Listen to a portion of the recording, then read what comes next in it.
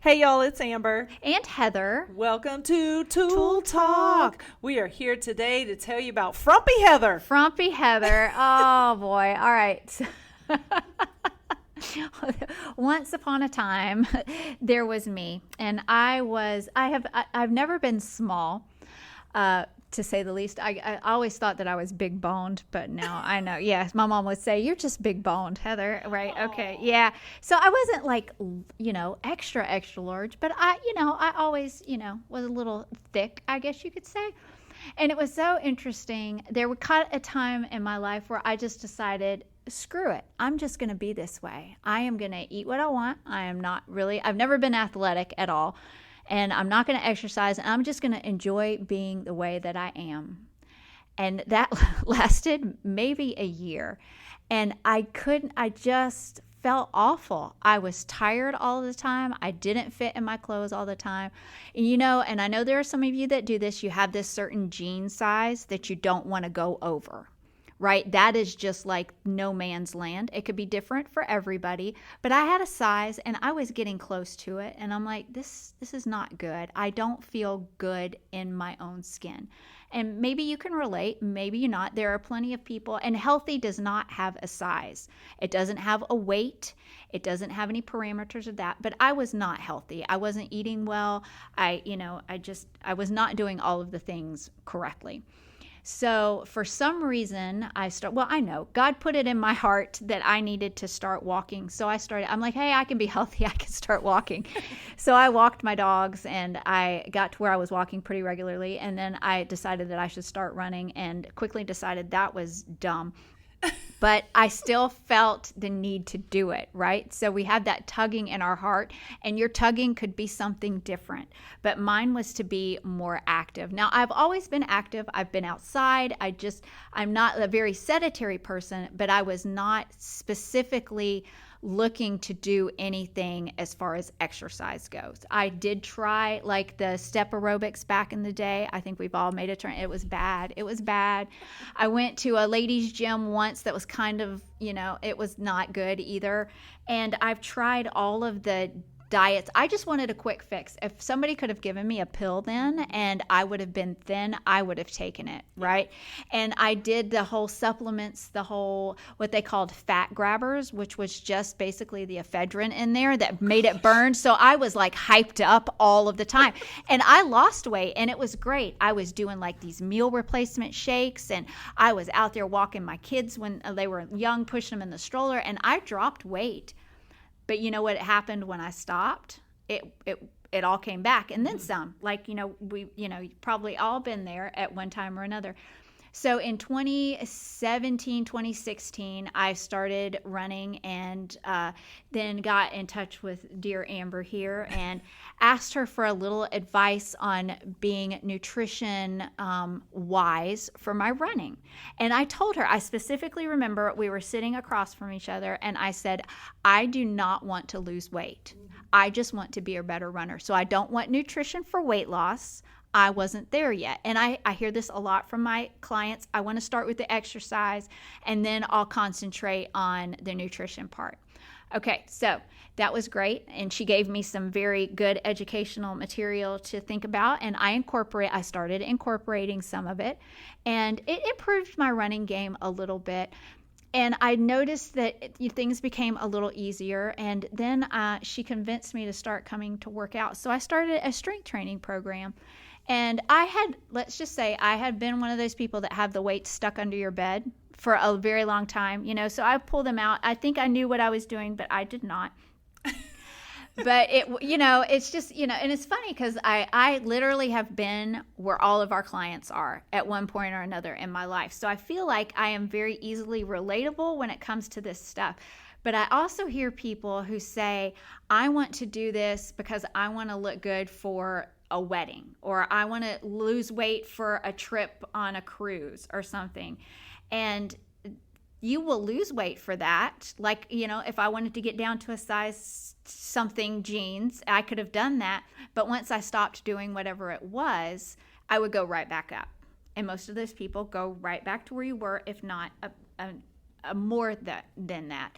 And so when it turned into a lifestyle change for me, that's when things started changing and started happening for the better. So about 2017, 2018, I finally decided that I started feeling better if I did a little bit more and concentrated more on what I was eating, how I was eating, when I was sleeping, when I was working out, and put all of those factors together, that I could be even better than what I was then. And that was because really my goal was to be a better version of me. And I have preached this through the whole thing. So a lot of people say, well, yeah, you do this for a living. I do this for a living because I saw how it worked and how I can help other people.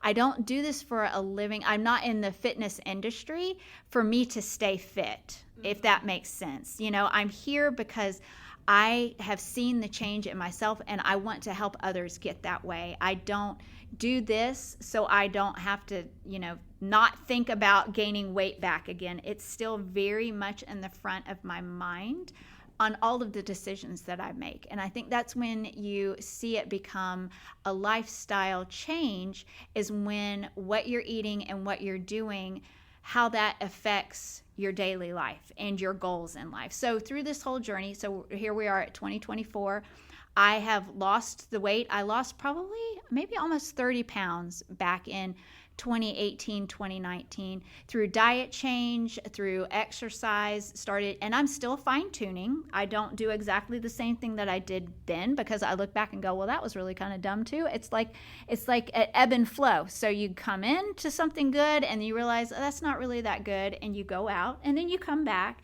So you just have to learn how to make yourself more aware of what you're doing. So we're at 2024. I weigh less than I did. I am at a good maintenance level. I feel stronger than I have ever been. And it is not anything that I'm doing for one time. It's just something that I have put into my daily life. And if you've listened to any other of our podcasts, you have learned how, I have incorporated things that I have learned into my daily living and what I preach to other people as well. So it's so interesting. You have to get your mind right. If I had not decided that I wanted to do this for myself, I think I would still be struggling with weight and with food, because I love food. There is no ifs, ands, or buts about it. My day is driven by food. And when I get finished with one meal, I am honestly thinking about what's going to happen next. That's just my personality about staying focused. I can be hyper focused to the point where it can be unhealthy if I let it. So I have to make sure that I keep it under control and I don't try to do anything to detriment my goals that I'm reaching. So I guess all of that to say, it's a lifestyle change. It's how you think about what you're doing for your body. And I just want to say, so you lost 30 pounds in the beginning and you have kept that off consistently for 6 or 7 years. Yes. That's saying something. That Huge. Shows too, you didn't do any kind of a crazy diet or anything like that. I just sucked you right into the training tool. She did too. You all the things. She did. But that is what I feel like a lot of people miss too, because they lose the weight and then they gain it back, and it's like this vicious cycle that keeps going, and you've removed yourself from that vicious cycle by focusing on all the pillars of health. And it wasn't just, I'm going to do this diet or I'm going to do this or whatever. Yes, because we've all done this diet or whatever, or taken this supplement or taken this pill or done something. And it's not something that you're going to take 20 years from now. No. It's not sustainable at all. The only way to make a sustainable change that you can be the same 8 years from now is to change how you think. And I hear this, so here's something else that I hear that makes me kind of shake my head. I just need to get down and then I can maintain. Yeah. Right? I need to just lose 20 or 30 pounds. So I'm going to do whatever this is that's going to make that happen for like 3 months, and then I'll be able to maintain. And, in my tough love self, I look at them and go, then how did you get there? If Yeah. you could maintain, how did you get to the point where you were 30 pounds overweight, right? Something happened and you've lost control, for lack of a better word, in what you do for yourself, Yeah. or you're not important to yourself, or, there's a bunch of factors that kind of go into that. And I think people just don't recognize that.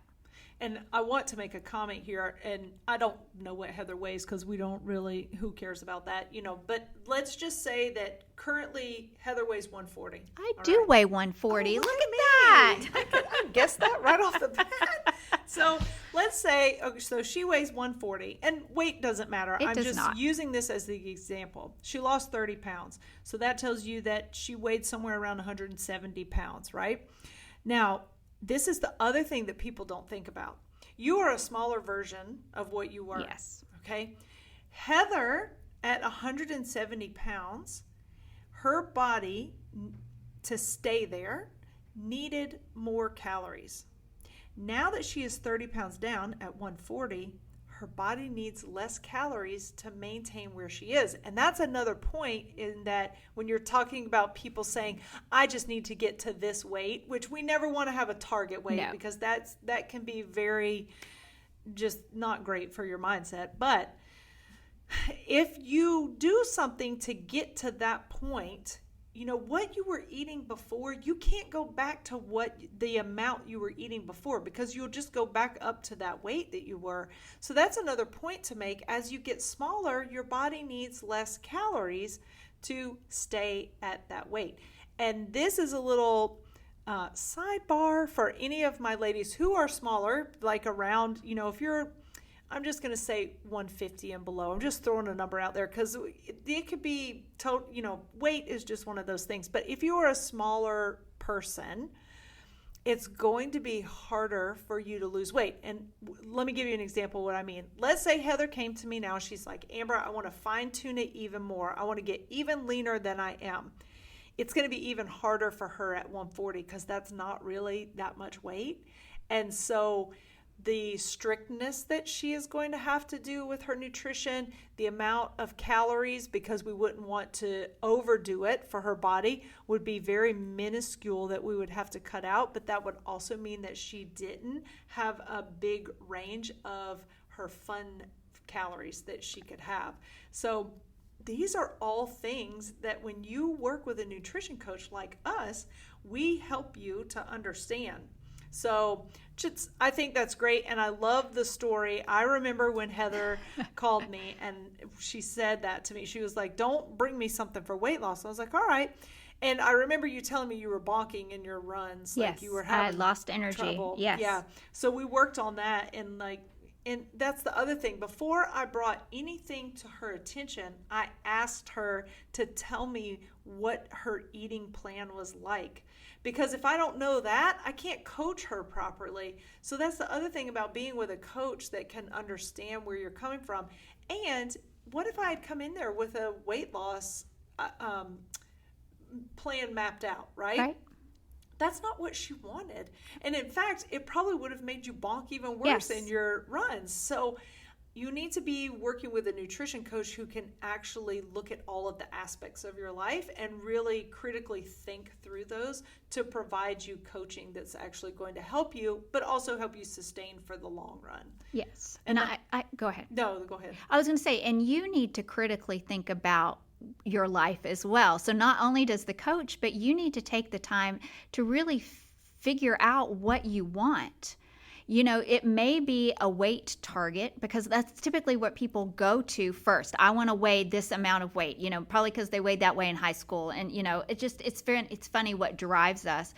But you have to have a goal. If you haven't critically thought about what it is that you want, you're never going to get there. Yeah. And I think, too, with the weight, I love this, and I got this from somewhere else. There's a couple that runs a online fitness coaching program, and I love them. I follow them. I make Heather follow them. Like we always talk about their things. But instead of trying to get to a certain number on the scale, what if you worked on yourself to get to a place where you liked how you looked or liked how you looked in clothes, like something like that. Because weight is it's just one of those things that's terrible to use as a tracking device. I'm the heaviest. It's a liar. It is. I'm the heaviest I have ever been consistently for a time period. I'm also postmenopausal, and that belly fat gain is no joke. I mean, it really happens even to us fitness people. And the thing about it is, though, I also know I'm more muscular than I was. Yes. So you made the comment of high school weight. I weighed 105 pounds in high school. I'm like a stick. I'm not very shapely, and I'm pretty much straight up and down. So, but look at the muscle I have now compared to what I had when I was in high school. I didn't lift weights like this in high school, so I know I'm going to be heavier just from that. Plus, as a female, your body changes. Right. You can't, I am not going to stay that weight. If I weighed 105 now, you guys would be like, you're anorexic, right? Hospital. Yes, yeah, she needs something's some wrong help. with her. She needs some help. So that's the thing too, is we need to know that our bodies change, but you can change it through nutrition and training. So that's something to also remember. And you've done that, and you've consistently kept it that way. I'm very proud of all of the changes you've made in your life. Thank you. Because you've made a lot. And it's very interesting. So let's just talk about something for a minute. So let's talk about the weight versus what we call non-scale victories. So I have weighed, like before I had children, I was about 135 to 140 pounds. So I weigh that now, but I am down to probably the smallest sizes in clothes than I have probably even since I graduated from high school. Yeah. So it's very interesting how the weight, is deceptive in people's targets, but trying to focus on, a size, like a pant size, or, being able to lift a certain amount of weights. For me, I wanted to be able to run a marathon, and I've done that several times over and a little farther. So you always have to look for something to challenge yourself other than just a scale. And just a really quick non-scale victory, we were hosting a nutrition coaching class, and this one lady said that she was upset because she was only down a pound. But she could put her underwear on without needing to hold against the wall or have a sit down.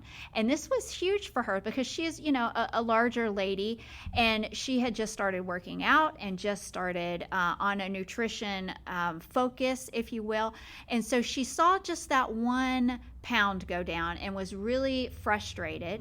But she has gotten strong enough that she can, get dressed without having to sit down or to lean against something. Maybe your goal could be, you can't get up off the floor. We have a lot of people who get down on the floor and they can't get up without assistance. Yeah. You got to look for something that's going to drive you. And for me, I just want to be able to feel good and feel strong as I have ever been. And that is my goal. And that's what keeps me on track and keeps me eating healthy, because I could almost guarantee you that if I went back to the way I was eating before, I would feel instantly horrible. Oh, yeah. Not just For because sure. I've gained weight, but because my body would just be, it would just be, it would be a like, nightmare. what are you doing? What are you doing? Yes, yes. Yeah. And I know that because when I go home, and if I don't always do this, but sometimes when I'm in my hometown with my family, I will eat like fried catfish. It's funny, yes, you mentioned yes, that earlier, so right? I love fried catfish. I do too. And French fries, and my dad and I both like ice cream, so we eat ice cream like every day. My nephew, I'll take him to Dairy Queen, and so I will just eat like crap. And do you know, by the end of the weekend, I am typically like, I'm so ready to get back Right, to you're my craving the regular vegetables, food. you're craving fruit, you're craving grilled items. Yes, yeah. it's like, Yes. oh, that was fun for a short time period, but I don't want to live like this anymore. Because you can feel, when you're that in tune with the health of your body and how you feel, you can notice that really quickly with the food that isn't as good for And you. it's very empowering. Yeah. I feel very empowered now because I'm educated and I can help other people. So hopefully this podcast, if it has spoken to you, just ignore the desire to do it quickly. You have to take your time. You have to do it right, and get some help, get some coaching, get educated. Yeah, and we do a lot of that education. We Yes. run programs all throughout the year to help you understand about the basics of nutrition, about macronutrients, everything. We're here to help. So if you want to be on the list for our nutrition programs, you can always just shoot me an email and say, hey, put me on the nutrition list, and I'll make sure that you get those emails. We do a lot of things virtually, so you don't have to live in Ocala to join us, but if you do live in Ocala, we'd love to see your face. Yes. And I did want to make one comment with what Heather said about our sweet client putting her underwear on without having to hold on. That is functional. 100%. That is her balance. That is helping her to not fall down. And as we are aging, she's in her 50s. And so these things are critical as we get to this point in our life. So I just wanted to say, look at that functional movement that's going to help her throughout every single day and keep her strong and healthy. And that's a wonderful place to be. So stop looking at the scale. It always doesn't tell the whole story. Yes, and you don't have to be frumpy. You can be free from the frumps. I am a huge testament of that.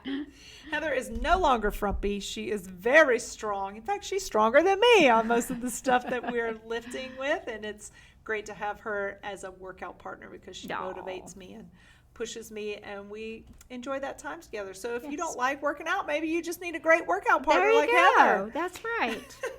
But thank you all for joining us today, and we hope you have the best day. And if you need help, please reach out. Don't forget to like and subscribe. Bye.